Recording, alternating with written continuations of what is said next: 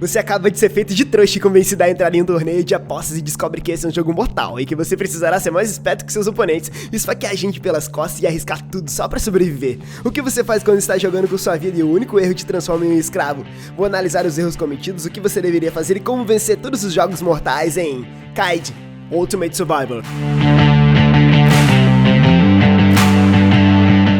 Se não é um garoto de sorte, Kaid acabou de gastar o resto de seu dinheiro em um bilhete de loteria, mas é só o começo de um dia nada bom, na verdade, muito ruim. Ele passa por vários Mercedes no estacionamento e começa a chutar os carros por inveja. Dois caras saem do carro e ele percebe que cometeu o maior erro da vida. Perseguindo ele pela rua, ele é capturado até o agiota chegar. Eles levam ele para o escritório, onde o agiota conta que seu amigo pegou dinheiro emprestado e desapareceu. Como Kaid assinou um pagamento garantido de um empréstimo de 300 mil ienes, ele agora é responsável por pagar mais de 2 milhões com os juros. Ele não tem dinheiro e começa a chorar. Tudo bem, se esse cara ainda tivesse seu caderno da morte, então agora seria um ótimo momento para usá-lo, porque seu dia está piorando a cada minuto, mas esse realmente encontrou uma saída e esqueceu algo muito importante. No Japão é ilegal cobrar mais de 20% de juros ao ano, e se ele deve 2 milhões é uma taxa de 160%.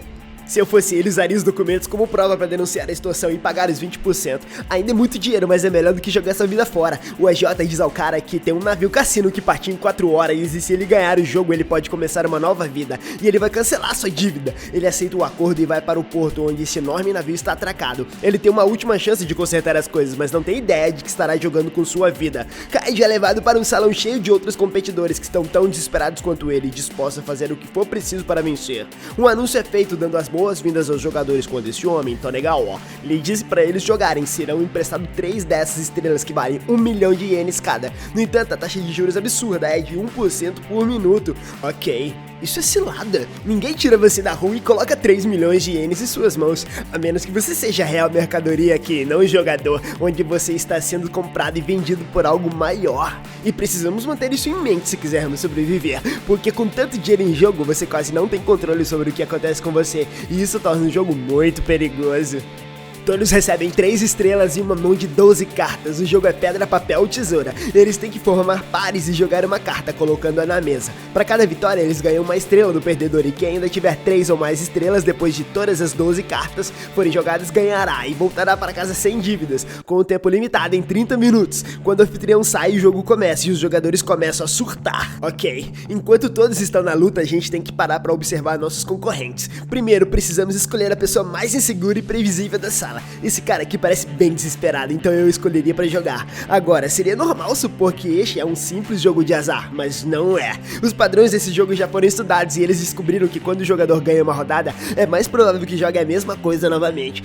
A estratégia costuma ser ganhar, repetir, perder, mudar. E eu a usaria para vencê-lo. Se você perder a primeira rodada, a melhor coisa a fazer é mudar para a carta que vence a que seu oponente acabou de jogar. Isso tirará vantagem da estratégia de jogo mais provável de seu oponente, e você terá mais chances de vencer. Tem também outra coisa da psicologia humana que podemos explorar. É um instinto muito natural querer manter todas as opções em aberto, então eu esperaria que as últimas 3 cartas nas mãos de qualquer um sejam as 3 opções de papel, pedra e tesoura. Assim que eles jogarem uma, eu sei quais são as outras 2 cartas e melhor as minhas chances de vencer. Tá todo mundo jogando suas estrelas sem qualquer estratégia quando Kaid ouve alguém gritando. Esse cara implora pra ser solto e todos assistem enquanto o jogador é arrastado por um dos guardas e levado para uma sala escura. Passaram-se apenas 3 minutos e ele já perdeu todas as suas estrelas. A porta bate e só ouvimos os gritos. É aí que esse cara chamado Funai agarra Kaid e diz que ele tem uma estratégia para vencer esse jogo. Se eles trabalharem juntos e jogarem apenas as mesmas cartas ao mesmo tempo, haverá empate. Isso permite que eles usem todos os seus cartões e mantenham suas estrelas. Trata o peito, eles partiram pro jogo. Tudo bem, se estamos aqui pra vencer, esse cara te deu a sorte grande.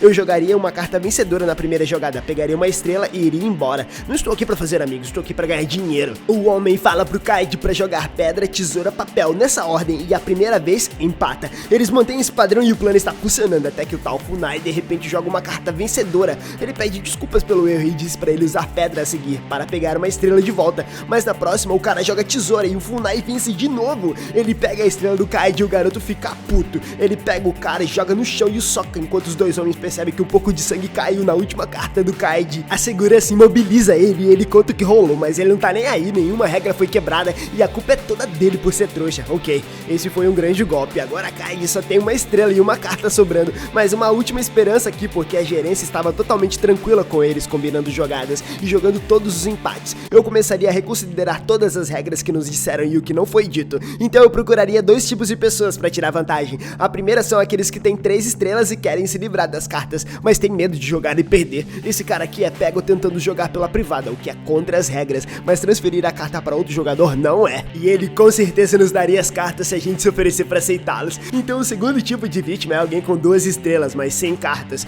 porque estará desesperado para ganhar uma terceira estrela. Agora, se tivermos um monte de cartas sobrando desse cara, podemos vendê-los para aquele cara por 1 estrela e ele iria comprar, porque é a sua única maneira de ganhar, contando que a gente seja discreto nas negociações e encontre vítimas certas. Dá pra repetir isso várias vezes e ficar rico sem jogar um único jogo. Faltando 15 minutos, o Funai grita pra todo mundo que a última carta do Cade é uma tesoura. Quem tiver pedra pode ganhar, mas aí o garoto revela que a última carta do Funai é pedra e todos deveriam ganhar. Os outros jogadores não sabem se é real, então o Funai sugere que todos embaralhem as cartas de novo. Todos concordam e correm pra juntar as cartas, mas Kaid percebe esse homem indefeso no chão e tem um plano. Funai dá novas cartas pra todos, mas Kaid vê um homem guardar uma pra si. Após o embaralhamento, o homem se aproxima e pede para jogar uma segunda vez, oferecendo 2 de suas estrelas, mas Kaid aumenta para 3 estrelas, apostando as estrelas dele e desse cara combinadas. Então o homem concorda em jogar. Faltando 3 minutos, Funai coloca essa última carta, rindo do Kaid por ter sido enganado novamente, mas dessa vez Kaid ri por último quando joga papel. Ele venceu e leva 3 estrelas do cara, dando uma delas para o parceiro.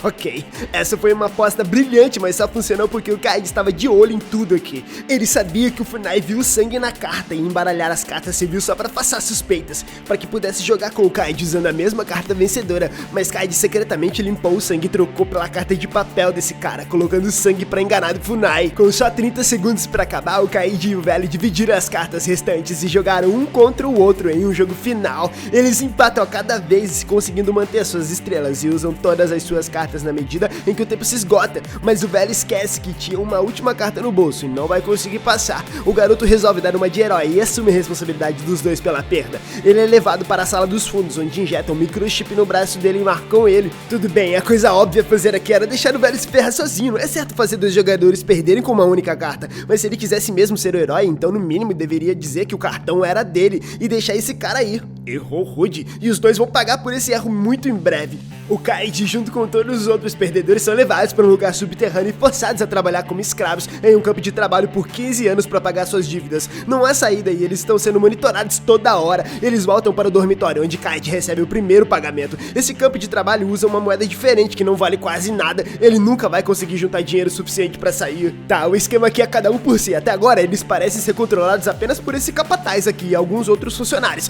Deve ter mais segurança aqui, mas eles ainda têm bem mais escravos que funcionários e seguranças.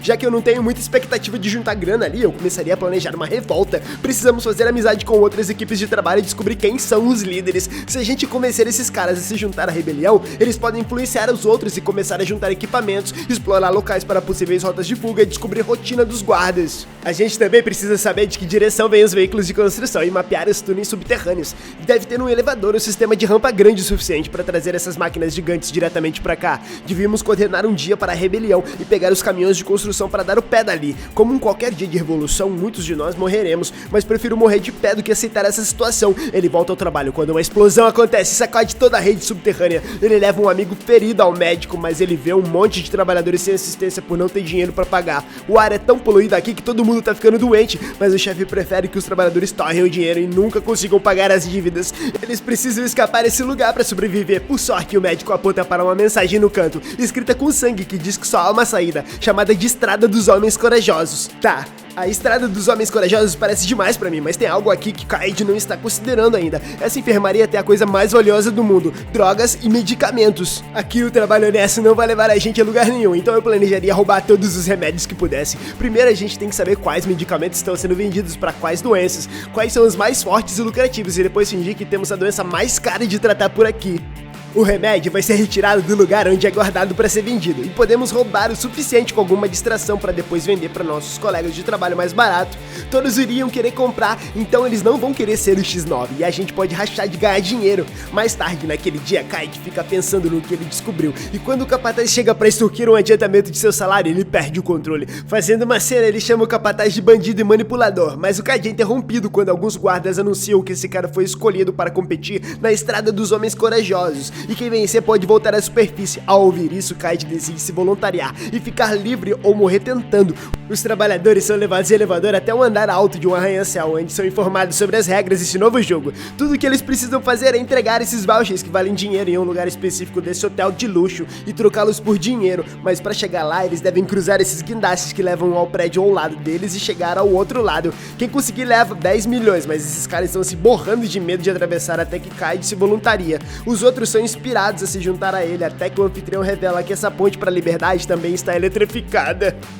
Dentro do prédio, uma mesa cheia de milionários está assistindo ao evento para se divertir, então os trabalhadores não podem usar as mãos para atravessar. Ok, isso aqui me derrotaria porque eu tenho super medo de altura, mas se pudermos superar o fator medo, é possível fazer isso sem cair. Agora, não podemos tocar nas vigas com as nossas mãos, mas também aprendemos no primeiro jogo que eles não têm problema nenhum se você contornar as regras do seu favor, contanto que você cumpra a missão e faça a diversão dos convidados. O que precisamos aqui é de mais estabilidade. Se a gente puder adicionar mais pontos de contato com a ponte, teremos uma chance melhor disso. Esse prédio é muito alto e se você já esteve no topo de um prédio alto, sabe que pode ventar muito. A resistência do ar nas roupas pode fazer você cair, portanto, usar menos roupas ou mais roupas apertadas diminui a resistência. Já os praticantes da corda bamba usam bastões gigantes para baixar o centro de gravidade e espalhar sua massa para balançar menos. Infelizmente, tudo o que esses caras têm são as roupas do corpo, então é isso que precisamos usar para atingir o mesmo objetivo. Eu faria uma corda comprida com todas as minhas roupas e balançaria ela embaixo da ponte, então pegaria ela do outro lado. Agora nós adicionamos 2 pontos de contato com a ponte e baixamos nosso centro de gravidade, como um equilibrista com mais estabilidade. Se a gente se inclinar muito pra frente em qualquer direção, pode simplesmente puxar a corda de pano e corrigir nosso equilíbrio. Esses ricaços psicopatas podem não gostar disso, mas com certeza vale a pena tentar, se isso impedir a gente de cair e morrer. O Kaid tem uma grande ideia, ele puxa essa caneta do nada e desenha uma linha nos sapatos de todos para ajudá-los a se alinharem à ponte e manterem o equilíbrio. Todos se sentem mais confiantes para atravessar agora e começam a caminhar para a ponte um por um. Ok.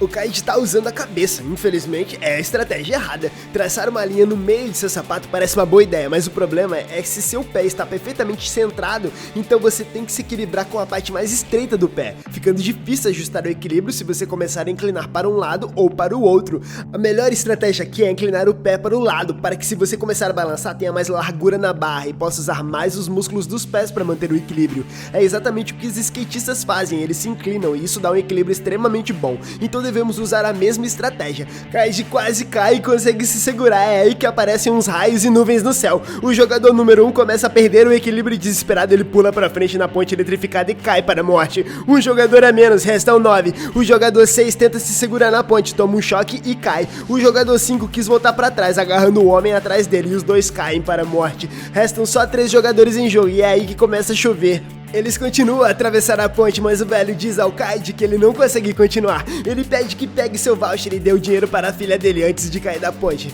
Ok, pra ser honesto, esse cara nunca teve uma chance. Ele é muito velho e instável pra sobreviver a essa caminhada e ajudá-lo.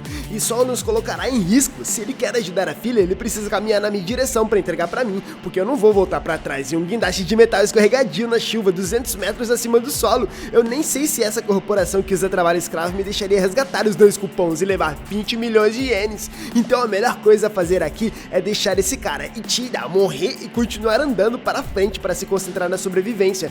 Os jogadores restantes continuam a cruzar e chegam ao outro lado. Eles estão prestes a vencer, mas Kaid sente que alguma coisa tá errada. Ele avisa o outro jogador, mas é tarde demais. A porta abre de repente e eles saem voando numa rajada de vento. Houve um último truque que os organizadores do jogo da morte criaram. Enquanto Kaid tá pendurado, seu amigo cai para a morte. Escalando de volta, ele rasteja para dentro do prédio e encontra os membros da corporação aplaudindo ele. O presidente da empresa entra e Kaid esculacha esses caras. Ele exige que paguem seus 20 milhões, mas o anfitrião recusa, descontando quase todo o dinheiro do voucher de Kaid para pagar aquela dívida absurda.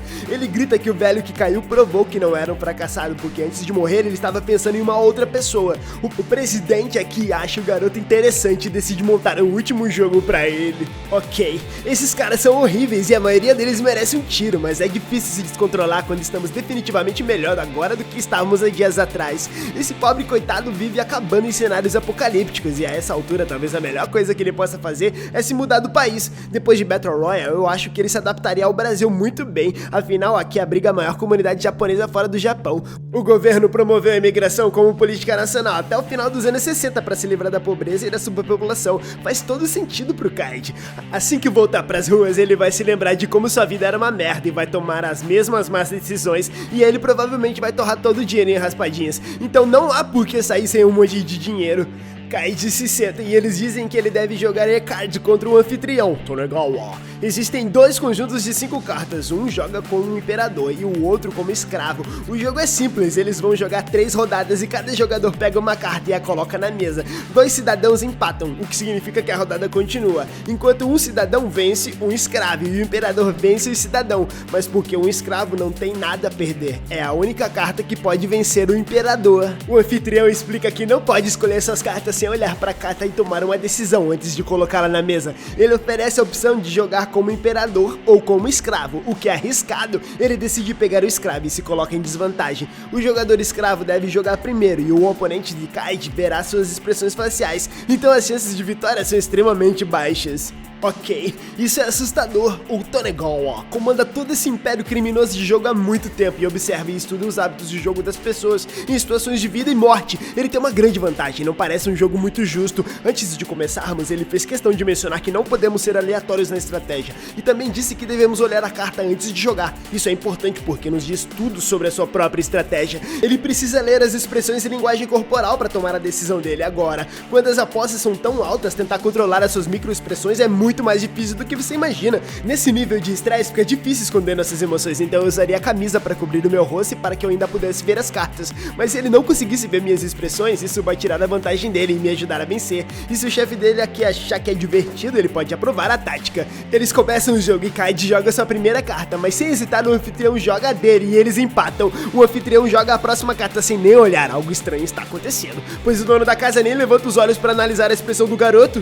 Na terceira rodada, Kaid coloca uma carta de escravo esperando que o anfitrião jogue com o imperador, mas parece que o anfitrião consegue ler a mente dele. Ele joga um cidadão e vence. O presidente quer ver mais e dá um empréstimo pro Kaid continuar jogando, mas ele é avisado que se dessa vez ele perder, terá que trabalhar no subsolo pelo resto de sua vida. Ok, antes de jogar outra rodada, temos que lembrar quem são nossos oponentes. Esses caras sempre deram um jeito de contornar as regras por diversão e pra ferrar os jogadores. Tá na cara que esse jogo tá armado. Portanto, nesse ponto vou procurar sinais de trapaça, ver se tem alguma coisa na mesa, na sala, câmeras e sensores. Também iria procurar marcas perceptíveis nos cartões. Ele pode até ter um fone de ouvido, então eu pediria pra qualquer um que estivesse atrás de mim sair. Mas mesmo se eu não encontrasse nada, esse cara já deu pinta de 171. Falou até que consegue ler mentes. Se isso de alguma forma fosse verdade, ele não seria burro de contar isso. O cara definitivamente sabe como manter cada vantagem em segredo. Então seu oponente não ajusta sua estratégia. E Kaid está prestes a descobrir que este não foi um comentário à toa, mas calculado. Nessa segunda vez, Kaid decide ir contra as expectativas e jogar a carta de escravo da primeira rodada.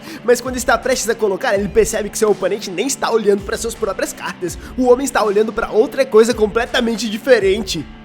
Quando o anfitrião finalmente joga a sua mão, é uma carta de cidadão e de novo ele ferrou com a vida de Kaid. O garoto é arrastado pra fora, mas quando ele chega ao elevador, ele se lembra que o homem não estava usando o mesmo relógio de antes e percebe que deve ter sido o que ele estava olhando. Ele estava usando o chip implantado no ombro de Kaid para monitorar suas respostas fisiológicas ao jogo. Era tudo uma armadilha. Ele foi enganado para apostar sua vida, mas ao se deitar no chão, ele começou a formar um plano.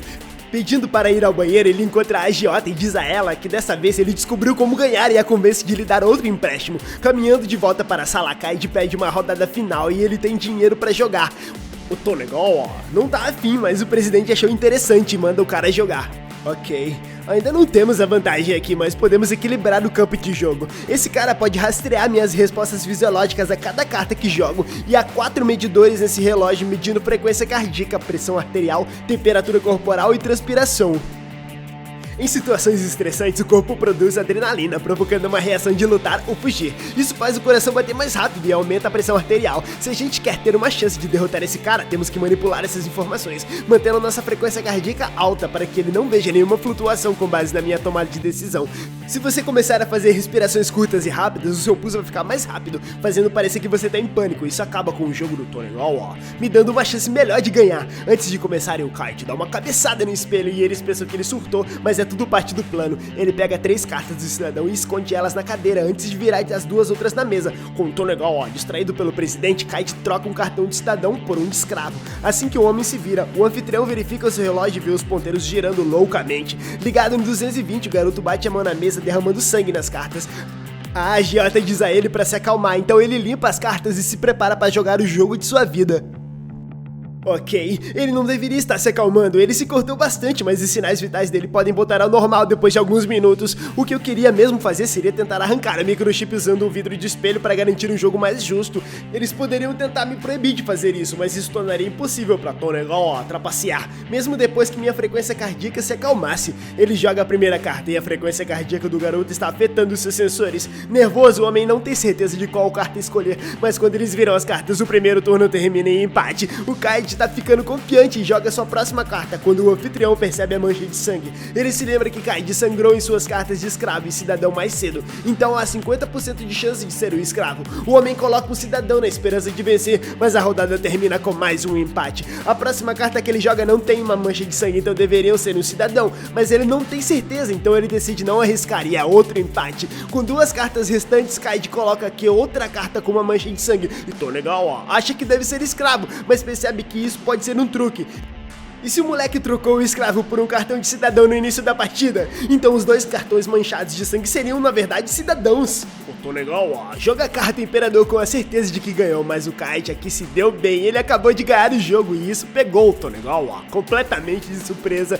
Ele enganou o homem fazendo-o pensar que tinha trocado as cartas, quando na verdade nunca mudou elas de verdade. Já que perdeu a partida, o anfitrião é sentenciado a uma vida inteira trabalhando no subsolo, como todos os outros perdedores. E Kaid recebe todo o dinheiro que foi prometido. Mais tarde ele sai para comemorar com a agiota durante o jantar e dá a ela o dinheiro que deve, mas enquanto brindam a sua vida nova, ele apaga de repente. Ok, não dá pra confiar nessa agiota porque ela já tentou ferrar você e agora que você tem muito dinheiro, há uma chance ainda maior disso acontecer. Se você é um cara e vai deixar uma mulher tirar todo o seu dinheiro, pelo menos que seja lutando por uma pensão alimentícia depois de um casamento longo e infeliz. Quando ele acorda, ele descobre que a agiota sumiu e ela roubou todo o dinheiro. A única coisa que ela deixou pra ele foi um troco com uma mensagem dizendo que ela pagou sua dívida com juros.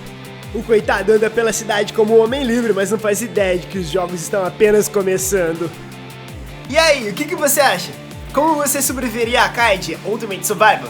Conta pra mim aqui nos comentários abaixo. Eu não sei você, mas eu achei muita sacanagem a mulher ter feito isso com ele. Muito obrigado por assistir o vídeo. Curta o vídeo, se inscreva no canal e fiquem ligados. Tá vindo muita coisa maneira por aí. Uma ótima tarde pra você. Tchau, tchau.